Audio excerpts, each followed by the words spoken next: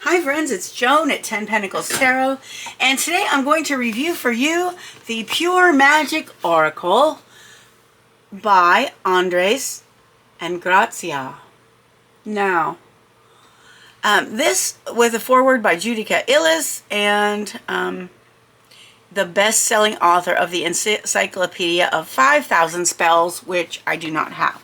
Now, I got this deck yesterday at my favorite local metaphysical store, the Bodhi Tree in Norton Commons, and this is highly recommended to me by the owner, Monica, so thank you, Monica.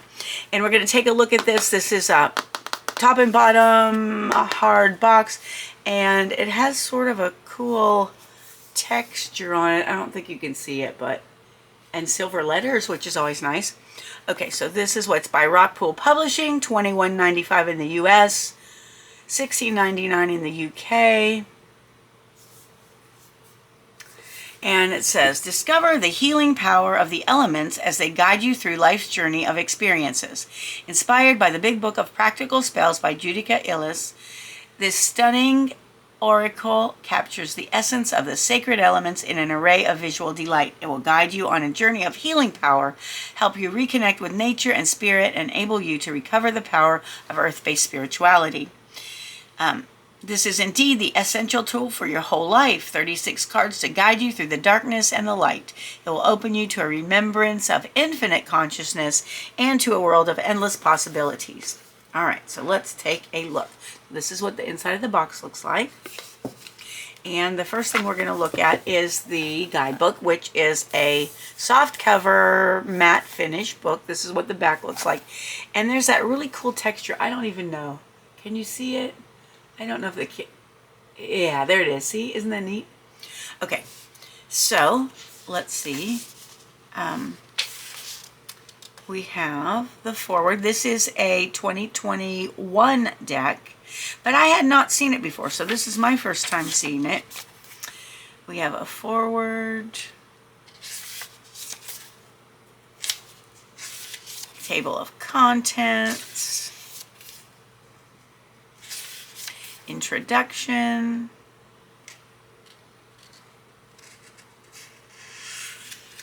preparing for a reading, sacred dedication of your oracle, effective layouts and spreads. There's the powers that be spread. Ooh, we'll have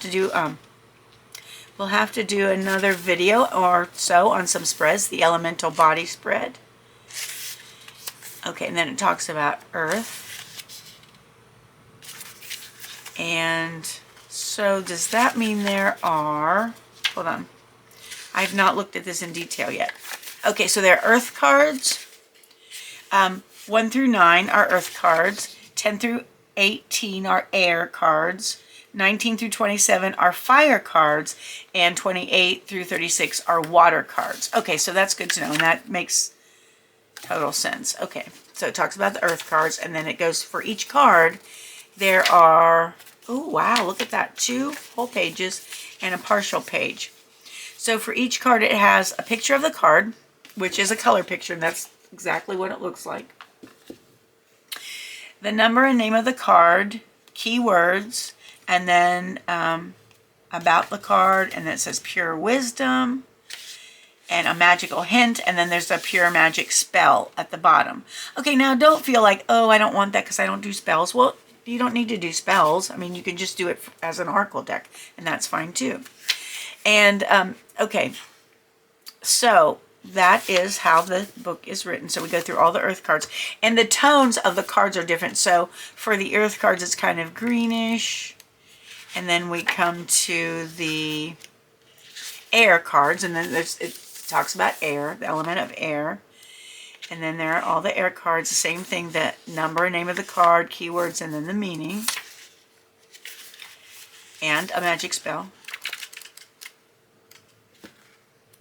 And then we have the fire cards. Ooh, gin. Okay, that's cool. All right, so I will do a one card reading at the end so you can see how the book's written. And then we have the water cards. All right, and then about the author, Andres Engracia, there he is. Don't you love to see the pictures of the authors? I just like to do that. And here's the illustrator, Olivia Burki. And I didn't see her name mentioned on the, her name is not on the cover, so she's so important. Thank you, Olivia. All right, so let's go ahead and look at the cards. And the, oh, and you always, with all the Rockpool decks inside of the box, you always get this, download your free Rockpool Oracle Reading Cards app, and it tells you how to do it for iPhones and Android phones. This is in all of the Rockpool decks. I'm sure I've mentioned it when I've reviewed other decks. Okay, so this is what the card looks like. They are medium weight, and they are kind of a satin finish. They're not real glossy. They're not super matte either, but they are reversible. Oops, that one's trying to escape. All right, so here we go. We'll look at the cards and then we'll do a one card reading. Okay, so here we have number one. Oh, and each card has, okay, the name and, or the number of the card at the top, the name and keywords at the bottom. And then there's a little, like for earth, there's little leaves. For air, there's, those swirly things. And then this looks like, well, maybe I've gotten it mixed up. But anyway, whatever, whichever element it is, there's a little thing up there. Okay, let's go. All right, so card one, ancestors, family, survival, death, and worship. I won't read the keywords for all of them. Okay, so that's card two, ancient amulets. Card three, banyan blessings. Card four, earth mother. Card five, whoops, sorry about that. Card five, gnomes. Card six, Hecate's path. Card seven, herbal craft. Card 8, Hidden Familiars. Card 9, Vervain Everlasting. And those again were the, let me make sure, those were the earth cards. Let me see what comes next. I don't want to appear ignorant, but okay. I don't know these all the way yet. Okay, yes, the next cards are the air cards. So that's the twirly things. Curly cues, whatever you want to call them. Okay, card 10, Astral Travels. Card 11, Songbirds. Card 12, Levitation. Card 13, Mugwort Dreams. Card 14, Sylphs. Card 15, Secret Seances. Card 16, Telekinesis. Card 17, Mantra Medicine. And card 18, Raising Winds. Winds, W-I-N-D-S. Okay, so now we come to the fire cards. We have Jinn, number 19. 20 is Snakeskin. 21, Baraka. 22, Drawing Down the Sun. 23, Salamander. 24, Voodoo Roots. Card 25, Bridget. 26, Burning Man. 27, Pyrokinesis. And then we come to the water cards, and we have Belladonna Visions, number 28. 29, Drawing Down the Moon. 30, Hallowed Heart. 31, Florida Water. Ha! Maybe that means something today, because look, I just happen to have a bottle of Florida water right there. Well, see if that's a message for you, let me know. Maybe it's a message for me. Okay, 32, Mirror Magic. 33, Opening Circle. 34, Ocean's Muse. And 35, got mixed up. 35, Closing Circle. And 36, Witch's Wounds. All right, so these are super interesting to me. Let's see how they shuffle. I don't know that there are reverse meanings, but we'll pick a card for you to do a reading for you, a one card reading for you, and then we will. Oh yeah, these shuffle great. There's something about the riffle shuffle that is very satisfying. Huh.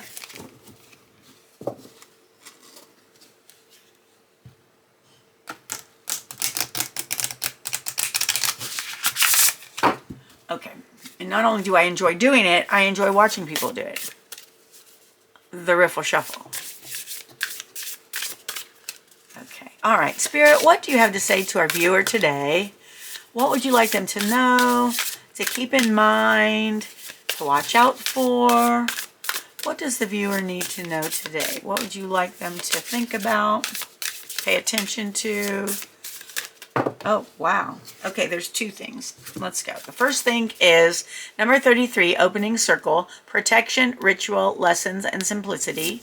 And 25, Bridget, psychic flames, the number 333, sacred milk, and druid magic.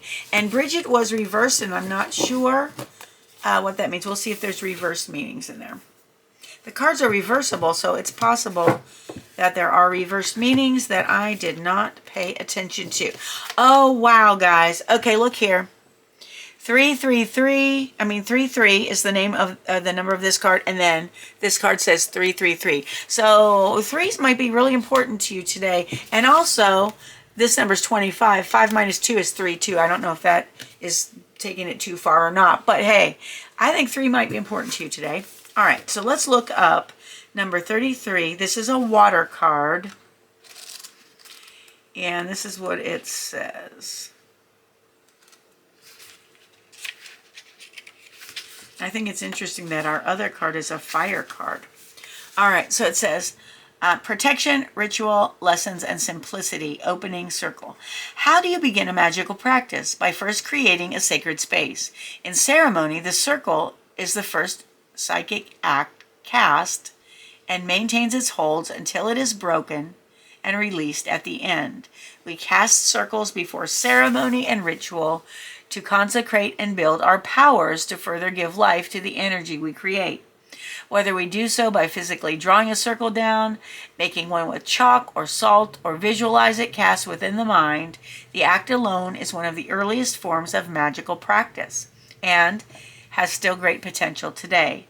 As we begin a sacred ritual, the universe acknowledges the moment we co-create and blesses us with protection. We begin to understand the roles we all play in life and grow in appreciation of the lessons and joys that follow. Slow down, be patient, and take a breath. Mark your moment with offerings of anointed water to the third eye and step into the cone of your power. All right, and then it says, pure wisdom. All magical beginnings require ceremony and effort. Sometimes it is best to begin at a steady pace and gather your bearings before taking the next step. Just as you would be careful in your surroundings during transport or work, so must you protect yourself in body, mind, and spirit. There's the 3 again. Be mindful of the company you keep and take care with whom you share your joys and sorrows. Not everyone is on the same journey or needs to be, and human condition means jealousy can occur. Go back to ritual and remember that not everything needs to be complex. Simplicity is the key, and you are the craftsman that creates the door that leads you to your chosen path or which you close. And then it says pure magic spell. Start any ritual or spell with an opening circle practice, often known as the calling of the elements, to add power and protection to your magical workings. Stand and raise your arms face east, and moving in a clockwise direction, say, I call upon the elements of air, of east, and the wind to bring your powers of clarity and purity. I call upon the element of fire, of south, and the sun to bring your protection and cleansing. I call upon the element of water, of west, and the ocean to bring your powers of intuition and compassion. I call upon the element of earth, of north, and the forest to bring your powers of grounding and strength. I call upon spirit to bless this ritual. May it be for the highest good of all, so mote it be. Okay, visualize a powerful circle of light, creating a strong border around your magical work. Within this beautiful circle of protective light, you can perform any ritual or spell casting safely. When you have finished your magical workings, remember to close the circle to ground the energy. And then see card 35, closing circle. All right, so the next card is card 25, Bridget. Now, Kitty is going wacky. And I'm trying to determine if someone is at the door. I do not know. All right, do you know what, friends? I am going to end this here. Just remember, Psychic Flames, the number 333, Sacred Milk, Druid Magic is the Bridget card. Do you know what? Let me see. Real quick. I hate to leave someone at the door if they're there, but okay. Let me see. Okay, the description of this card says, a goddess of the Celtic pantheon. According to legend, Bridget was the daughter of a pagan Irish king and a Pictish slave who converted to Christianity. She is also referred to as Bride in Scotland and Bridgetania in England. I didn't know that.